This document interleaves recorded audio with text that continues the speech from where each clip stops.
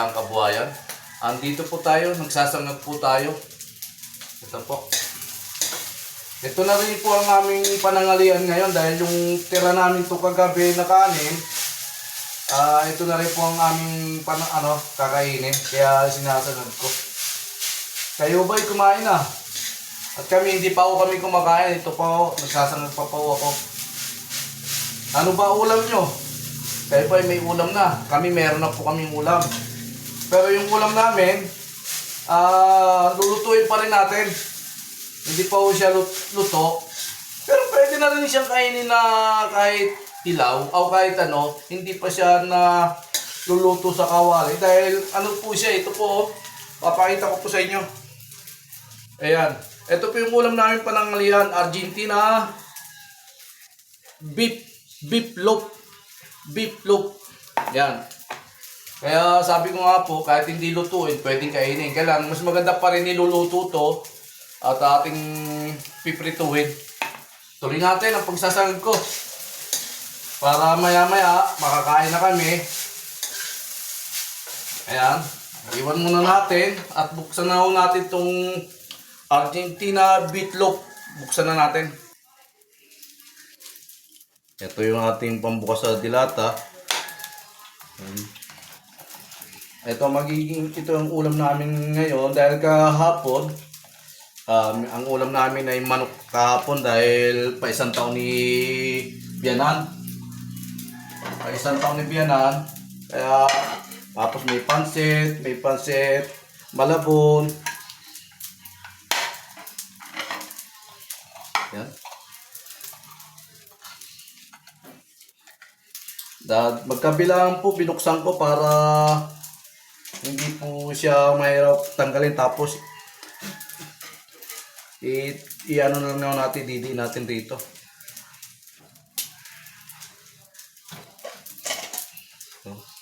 Tigas-tigas yan.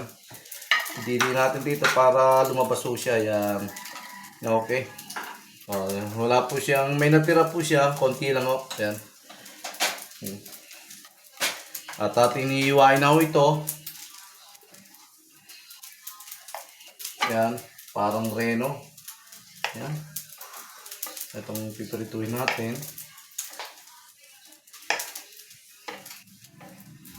Tapos mamaya, darating si Jake. Tutulungan niya ako. Gagawin namin yung preno ng jeep dahil kahapon hindi rin po nagawa. At hindi pa tayo nakakabiyahe ng jeep. At ito, mamaya darating si Jake.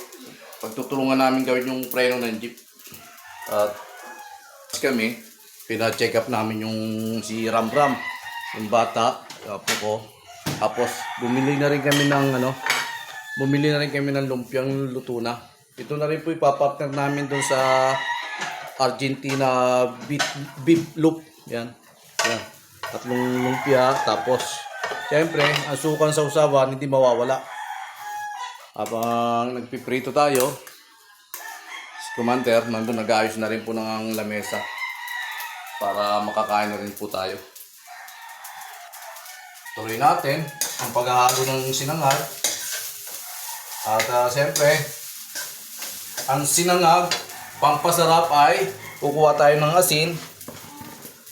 Ito po yung asin namin. Ayan. At ilabubusin natin dito. Yan. Yan din po ang pampasarap sa sinangag. Asin. Para hindi siya matabang. Diba?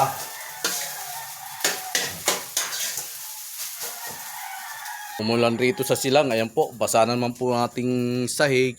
Yung lupa natin. Ayan. Kagabi kasi umulan. Ngayon lang tumila-tila po. Pero talagang ang araw ay yung langit ay makulimlim po siya. Makulimlim. Yan. Talagang wala ka makikitang ng araw ng paglabas. Yan po, makulimlim po siya. Ayan. Kaya maulan pa rito sa amin. Tuloy na natin ang pagsasangag ko na nakasalang pag ng sinangag.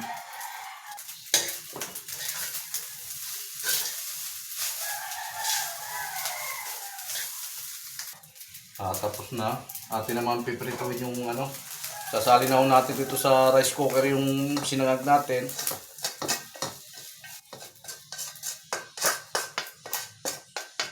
Ay, sasali na ulit natin. Hindi na natin hugasan yung kawali. At dyan na rin po natin lalagay yung yung Argentina beef loaf.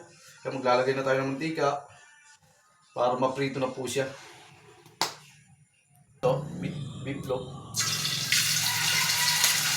Aray, matalsik.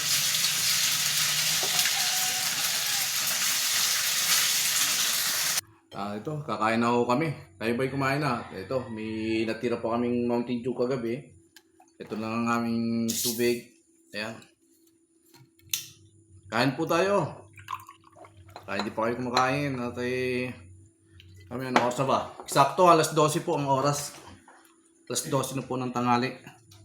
Ito po yung lumpia na binili namin sa bayan. Oh, malutong. Tumutunog. Wow.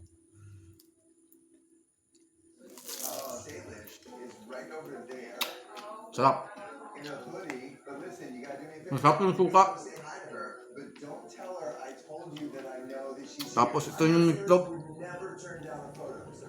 Partner. Mountain Dew. Sausaw natin.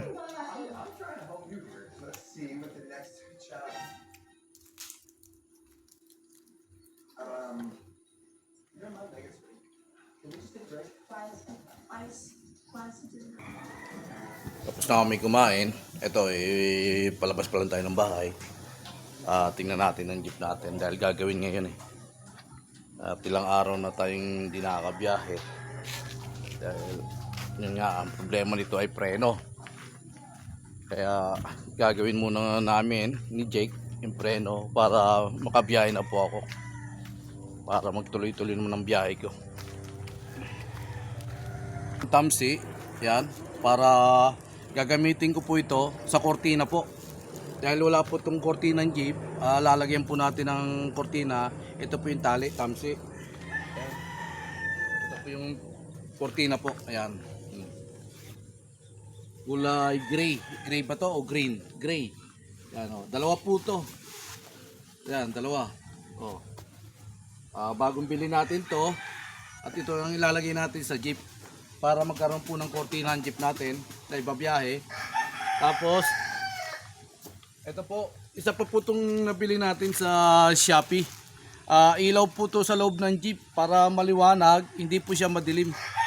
Kaya bumili na rin po tayo nito. Yan. Ito oh, yan oh. Ilaw po ito, bubuksan nun natin. Papakita ko po sa inyo. Para maikapit na rin to at magamit na rin po. Dahil sayang po pag hindi po nagamit to. At ito'y kaya nga umorder dito para magamit po natin sa jeep. Balot na balot. Balot na balot po. Puno ng scotch tape. Yan. Kailangan natin gamitan ng kutsilyo. Kukuha lang ng kutsilyo. Yan, bubuksan natin. Gamitan natin ng kutsilyo. Yan. Balot na balot pa.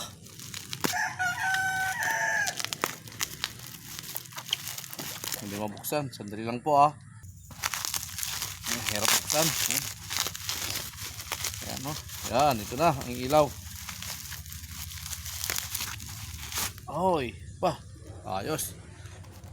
Talagang balot na balot to. Ayan. Tingnan natin kung gaano kahaba to.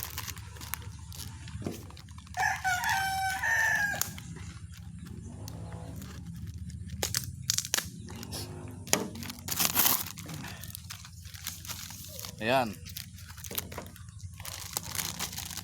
No? Wow, nakalagay oh.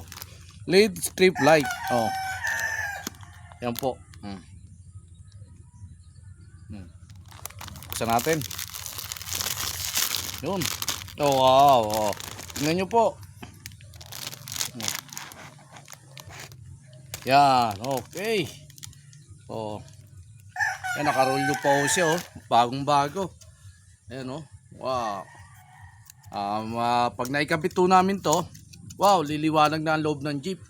Makikita na ho natin ang pasahero ng jeep lalo na sa gabi, liliwanag ang loob ng jeep para yung mga pasahero natin, makikita natin kung maayos ang hindi sila siksikan. Ayan oh. Kaya may kakapit namin to ni Jake ngayong araw na to. Tapos meron pa po ipapakita sa inyo. Total naman lubos-lubosin na. Ito rin po. Bumili na rin po ako ng pantanim. Ayan. Ito yung pong buto-puto ng okra. Yan, dalawa. O, isa, dalawa. O, yan o. Tapos, dalawang plastic ng okra. Marami-rami rin po ito pag tinanim. At, buto ng talong.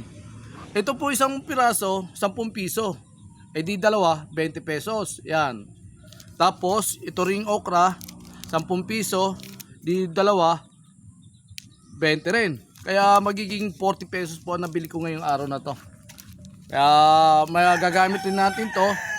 Abangan nyo po ang pasusunod na vlog ko para dito naman po tayo magpa-vlog po rito sa ating okra tsaka talong. Let's go na. Let's go. Pinagpalang kalayaan kabuhayan. Please follow and share to my YouTube channel. Thank you.